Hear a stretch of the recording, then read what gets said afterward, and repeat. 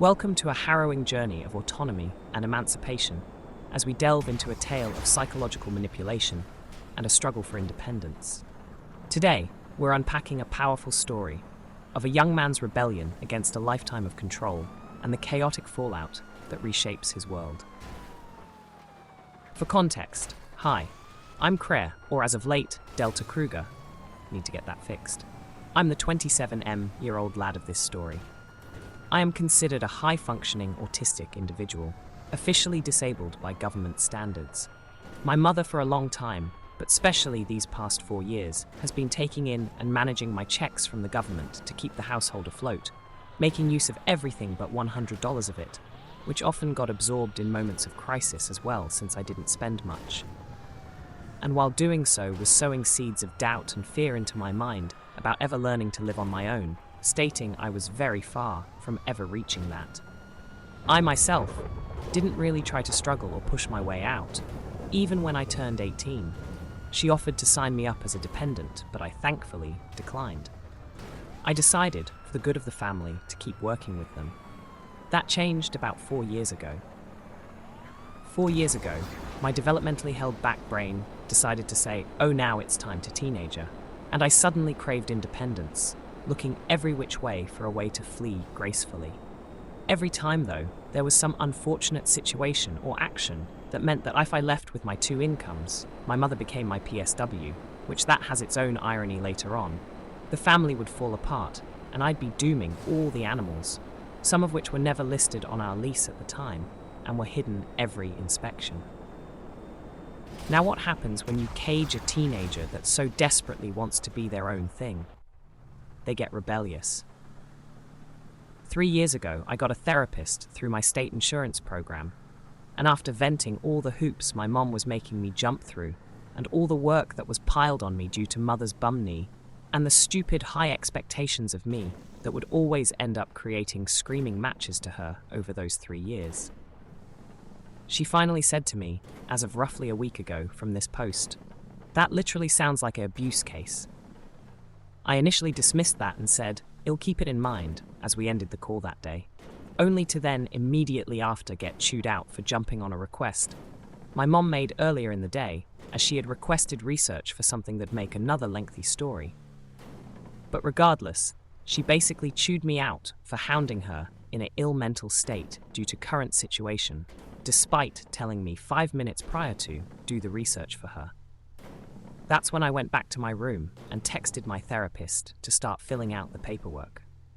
1 day later, Mom and I get into another spat, this time about the dishes which were my daily chore. Sure, it was assigned to me, but my drive to do shit for her was dead by that point, when my effort can be shot down on a whim, even though it was ordered. The argument is hazy in my head for many a reason, but the main one is, Mom went feral the moment I snarked like a teen would. She slammed her way into my room to start grabbing shit and hucking it on the lawn, screaming for me to get out, breaking one of my monitors in the process. Dad stepped in and told her that since I was over 18 and on the lease, that I was legally given 30 days notice, which is when she stopped, turned to me, said, well then I'm going to make those next 30 days hell for you, and walked to her room. Dad let me get the few things she did get on the lawn back inside at that point, and I sat down at my chair. Then it dawned on me, she played herself. For years she said that if I went away, she would have to get rid of everything, and I mean everything. It was all propped up by my SSI and the income she got, being my personal support worker. Well, now she had given me and the government valid reason with her behavior alone that even if she rescinded the 30-day notice that we couldn't keep our home anyways, it was refreshing. In that moment, I felt courage well up in my chest. She couldn't manipulate me anymore. She fell into what she had made of her life and was blind to my connections I made for years outside the family, constantly slamming them for being liberals. I took that renewed energy to reach out to those friends, those found families, my lovers, and even my grandparents. I looked through my cards and emails and found my disabilities care workers info and told of the situation and burnt the midnight oil chasing my new life while my mom literally pounded the adjacent wall between my bedroom and her bathroom, screaming like a banshee about not hearing me pack fast enough. To keep this from going on for ages, I'm going to be brief on the next few stages to now. Grandparents saw this explosion brewing for years, opened arms and let me take my belongings and my bearded dragon Pancake in, while mother was away on psychiatric care. With my caseworker's help, I got my SSDI under control, I got guidance on what steps to take next, and they're doing research for intermediary places after grandparents. Me and my BF are looking into joining together and living somewhere in Washington, with my found family chipping in as well. As of today, I'm officially disowned from my family. My mother has not only disowned my grandparents, but also forced Dad to as well. I tried to contact them to drop me off the phone plan so I can keep my phone number, and all I got was the statement of disownment, and that further contact will lead to a restraining order. I got a special state-related order to have their firearms reclaimed since mother is a psychopath, and have my grandparents locking their doors now out of fear.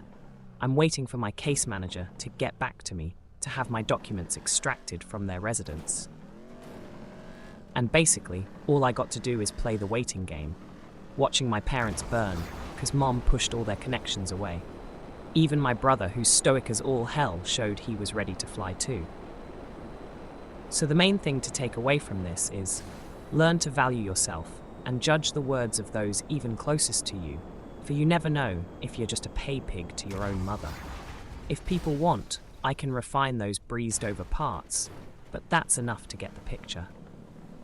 P.S. As I was printing the paperwork to file for the firearm removal, I realized I still had access to the printer back home.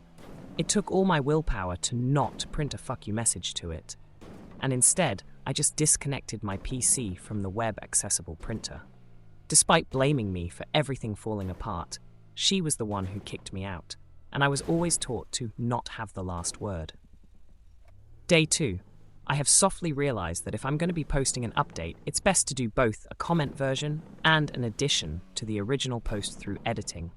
Long story short, the paperwork I filled, I just turned in, got a court time in about 2 hours, zero court experience whatsoever, so I'm going by the seat of my pants to think rats.